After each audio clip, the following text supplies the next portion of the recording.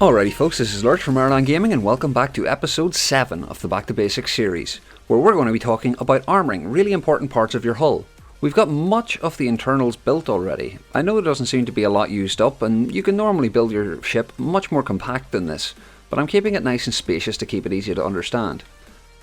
One thing that I didn't mention in the previous videos is a little trick for improving the accuracy of your CRAM cannons. If you mouse over pretty much any part of a CRAM cannon, you'll see the little Q menu option. If you press Q, it brings up this big scary menu. Don't worry about all of these things, the only thing that you want to worry about is the required accuracy degree before firing. In CRAM cannons, this defaults to 5, which is really high. If you grab this little slider and bring it down, you can set it down to 0.5, and that really improves your accuracy. It's a really handy little trick. It makes it worse at firing against faster moving targets because it has to point the cannon more accurately, and these don't track very fast. It can have a payoff, but generally speaking, lowering it down a little bit really helps. Now, on with the episode. One thing I've noticed with this ship is we really do have quite a lot of extra room. I think we could make it a little bit shorter by cutting off those two beam sections at the back. We can move some of the other parts around a little bit. So let's go into build mode and put our symmetry line on. I think we have to move these fuel tanks somewhere.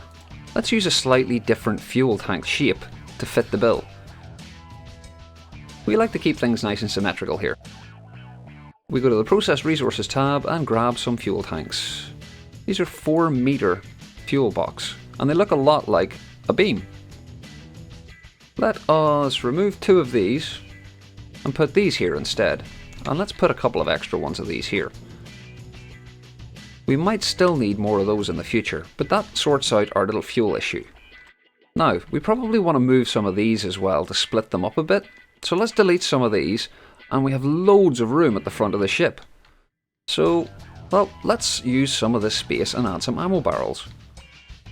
We can maybe add a couple here.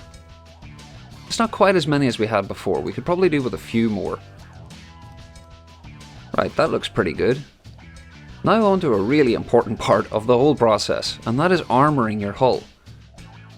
You probably want to use stuff like metal blocks whenever you're protecting sort of more expensive components, so I'm going to grab a few metal slopes here. Let's press caps lock to bring the ship up out of the water, and we're going to replace the slopes beneath here using the shift key, and replace them with metal blocks. This will help keep these a little bit better protected. And let's also grab some beams and put them around the outside of our ammo. This should really help keep them protected. We'll use a couple of metal blocks there just to fill in the gaps. It looks a bit blocky, but it'll serve us very well. Fuel is also a bit of an issue. Let's just use a couple of extra wood blocks and put them together. In this game, you get a layered armour bonus, and the armour value of things stack with diminishing returns up to a maximum of I think 4 layers. You don't need to worry too much about the specifics, but layering your armour up actually has a big improvement to the effectiveness of it. So it's a good tactic to, keep things protected. We're actually going to do it a bit here as well, and this will help protect the turret a little bit. It's not as expensive as using loads and loads of metal, so, it's worth doing. Let's just cover the AI a little bit as well. We probably want to have a metal beam in the middle here, just to keep things a little bit better protected. And we'll fill in these little bits with metal, just so that it looks kind of cool. Now that's a very solid block of armour around that turret base. That should really help it survive. We'll probably want to raise this a little bit more, just to make sure that it's lined up with the rest of the hull. And rather than using a completely symmetrical bit here, we'll use 2 beams like that. Because beams have a much higher health value compared to metal blocks, it's worth using them wherever you can. It also really helps lower the block count of the game and increases your performance. So that is a nicely armoured turret now. We should probably do something similar for this. Missiles aren't quite as valuable as the cannons, I would argue, so we probably don't need to armour this quite as much, but it really doesn't hurt. The only expense that you have is the initial resource costs and repair costs during battle. You can harvest resources pretty easily, but at the very start of the game, they're pretty hard to come by. At the minute, we're just armouring up sort of as much important components as we can.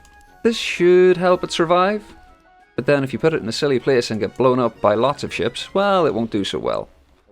Right, it's time to remove the bits at the back, so let's get rid of these.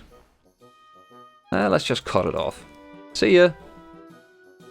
We've now got a slightly shorter ship. That'll do quite nicely.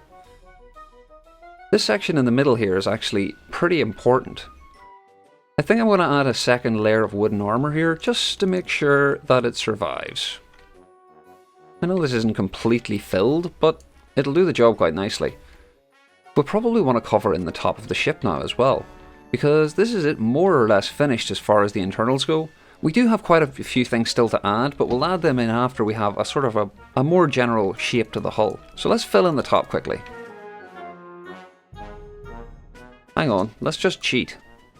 Let's fill in the full top and use the fill key.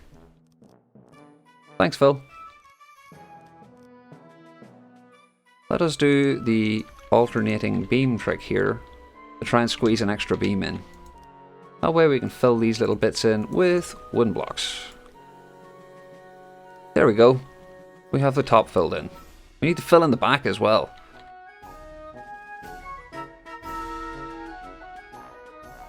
Now we have everything nice and enclosed. There's still a gap here. We just fill it in like this, I guess. Maybe put in a beam there instead. There we go. It's all nice and enclosed. And it's pretty much ready for propulsion and stuff like that. I know it's not the prettiest build in the world by any means, but after I've sort of finished with the tutorial-y bits, I'm going to pass this over to my buddy Rosefall, and he's going to talk a little bit about aesthetics and how to improve the look of your ships. So I think that'll be pretty interesting. Before that happens, we have to get through all the tutorial bits, and there's a few more of them coming. So that's a little bit on how to armour your hull. You basically want to go for some of the sensitive components, put a little bit of metal around them. Later on, whenever you have more resources in the campaign, you can probably go for much more expensive builds than this. If you press the V key on your keyboard, you can bring up the stats for all the different parts of the weapon. You'll see I haven't actually saved this yet. Bad me! Remember, save now, save often, save all the time. Brings up all these interesting stats. But at the minute we're really interested in the cost, and this is the natural, this is metal, this is oil, this is scrap, and this is crystal. Natural and metal are fairly easy to come by in the campaign.